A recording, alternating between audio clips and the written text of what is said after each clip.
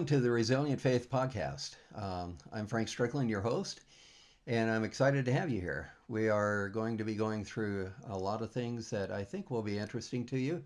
A little bit about myself first.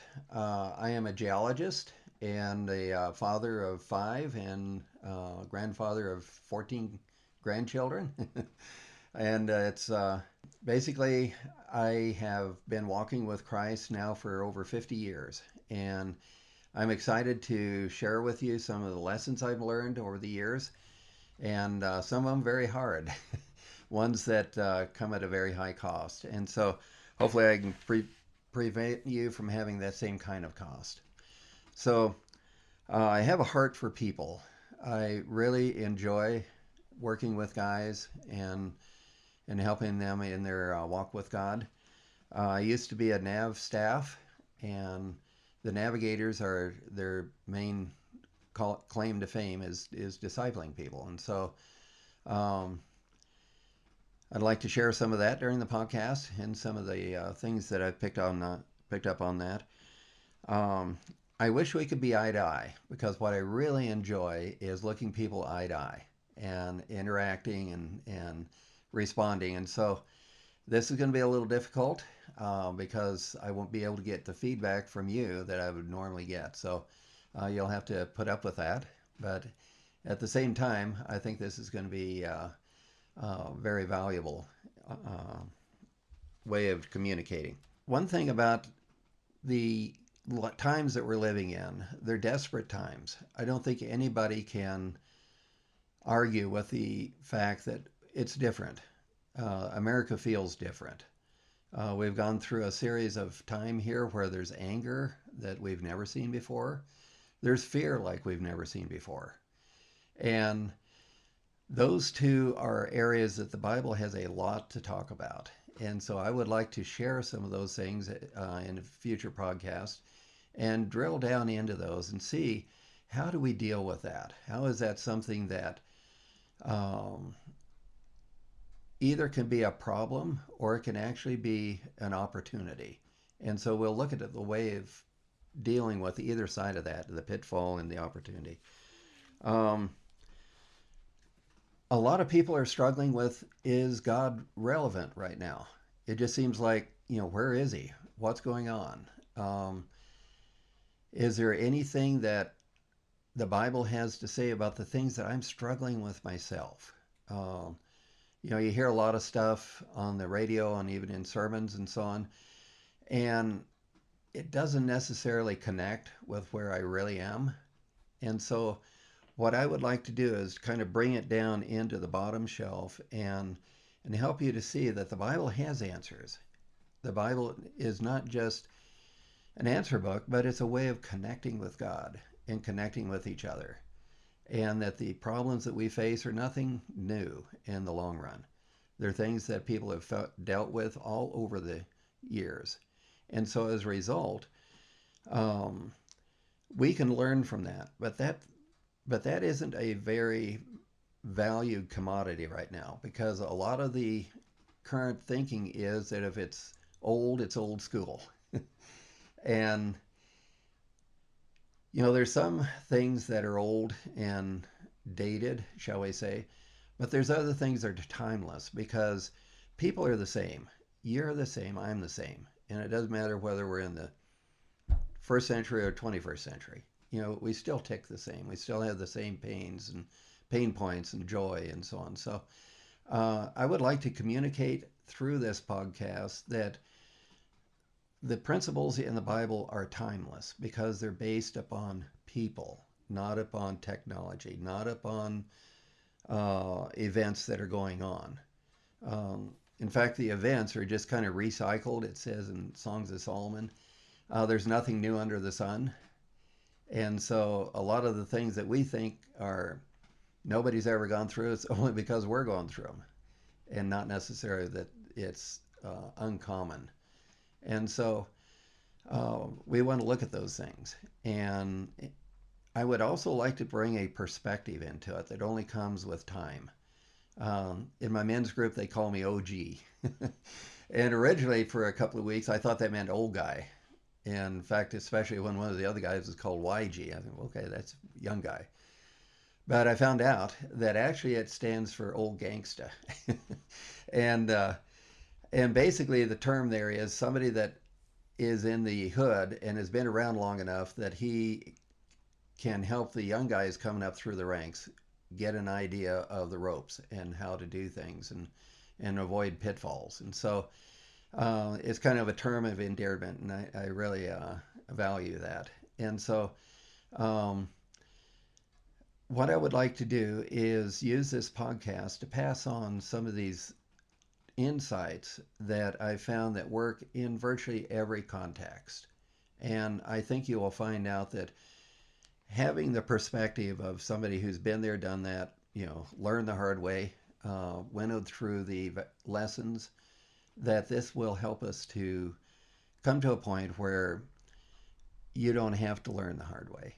And and I want to learn from you too. And that's one reason why I really like talking to people face to face, because I get a lot of my energy and a lot of my insights off of your input. And so eventually we're probably going to have to figure out a way for you to give feedback for me, because I don't want to be out there, scratching an itch that's not there. But on the other hand, you can help me dial in, where you want to have uh, topics that you want me to cover, things that you want me to go through and help you with. So one of the other things that I want to do in this podcast, obviously, I am an old guy, you know, and so in many ways, just my appearance is enough to many times turn people off that are younger, and I don't want to do that. I have a heart for the millennials and the X gens and so on. In fact, I'll give you a little background here. I was meeting with two or three other guys, and they were, for what would be lack of a better term, old line disciple makers. These are guys that we've helped guys uh, get a stable walk with God and learn how to love Him and to love others. But we were finding out that the techniques that we were using were not working in the new generation. And that was of great concern, because the value was still there, but we felt like we were not connecting. And so we started praying about it. And it occurred to me, okay, guys, let's each find a millennial. Ask God to bring us a millennial that we can relate to and just enjoy, getting to know, and maybe we can get something going here. And so we prayed it, and the very next week there was a Bible study that my wife was leading. And in the Bible study was one of the ladies that had her son bring her down from the mountains, and then he had to hang around waiting for her. Well, um, the same guy, when I had done a class on creation evolution in my church for the high schoolers, he had heard about it, and he had asked earlier if I would get together with him and talk about it, because he had a lot of good questions. And so when it turned out that he would be sitting there for an hour and a half, I thought, wow, this is a perfect opportunity. So we set it up, and I talked to him, and it was very apparent this is exactly an answer to prayer, because he was he was a millennial's millennial. I mean, he was everything you would uh, stereotype as a millennial, and I don't like to stereotype, but he was into a lot of the same topics and so on. And so that day we sat down and we talked, and I went over the creation evolution from a geologist standpoint, and that's a whole nother topic that we'll get into later. And there's a lot of good stuff out there that's coming up in science that I'd love to share with you, cutting edge stuff. So, but at the end of the hour and a half, you know what? He said, "You didn't say a thing that I thought you were going to say." And I go, bingo. I had broken through the stereotype, that he had of Christianity and the Bible and so on. And so that started a relationship that we went on for about 3 or 4 months. And that was so fun. I really enjoy his fellowship. And and he started asking questions about Christian walk and God and so on. And so I said, okay, I'll get together with you and we'll go over that stuff. But you know what? I need you. I would like to make a proposition. You help me to see the world through your eyes, and I'll help you see the world through my eyes. And maybe we can get a little meeting of the cultures here. And so it was fun. Yeah. One thing I knew is that there's a lot of different ways of looking at the world, and there's a radical difference between the boomers and the younger generation. You get your information different. We used to get ours through books and things like that, but now it's all through digital, and it's very compact, 144 characters, and so that creates a whole new paradigm of communication. And I also knew that there was a lot of terminology that was going on out there that had changed. And so as I was meeting with him, um, he agreed to it. And so we'd be talking along, and I'd be saying things, and I would see kind of a funny look on his face. I go, oh, okay, let's stop, back up. What did I just say? And he said, well, you use the word structured. Okay, what do you hear when I use the word structured? And he said, um, rigid, authoritarian, old school, judgmental. Okay, what's a better word? And he said, intentional. Okay, that's good. So scratch structured, put in intentional. Okay, let's go. And we continue to talk.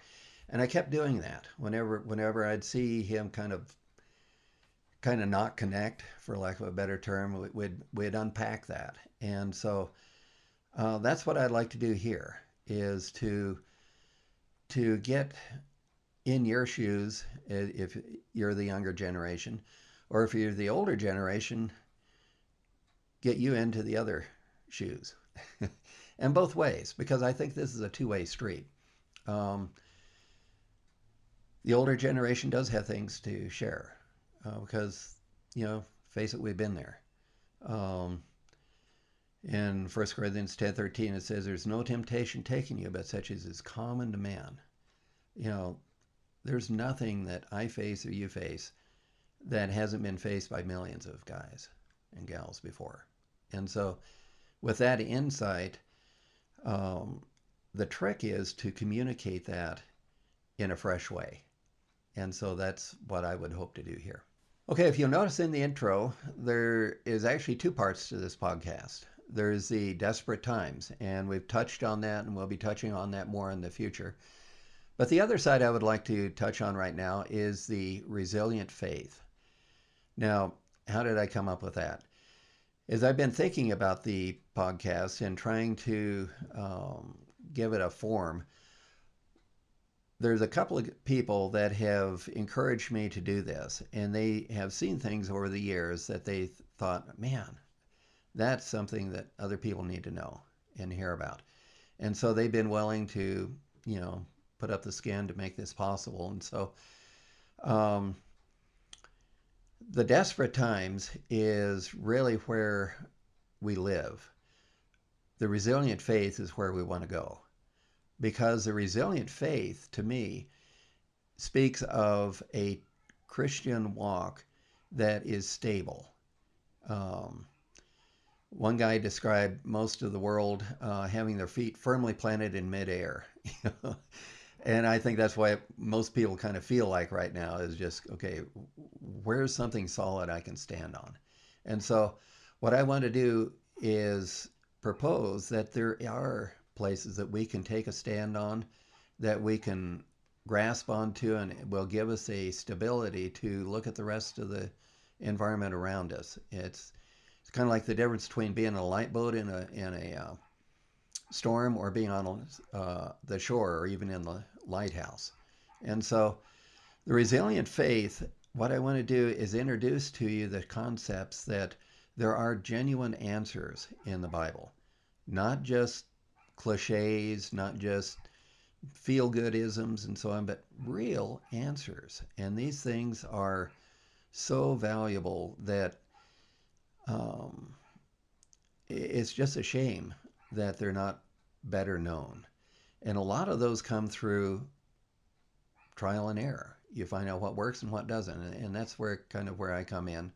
I've had some of those trials and errors, and so I want to part this. But I want to let you know I'm not perfect.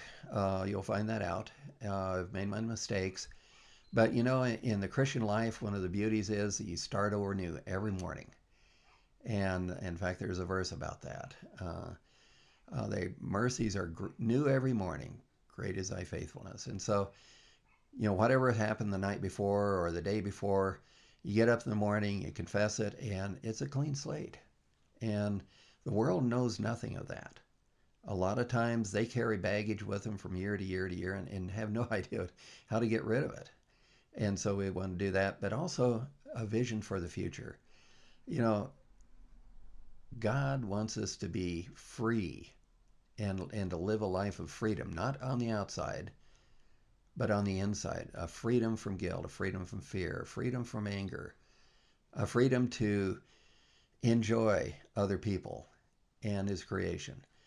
And also, he wants us to have joy.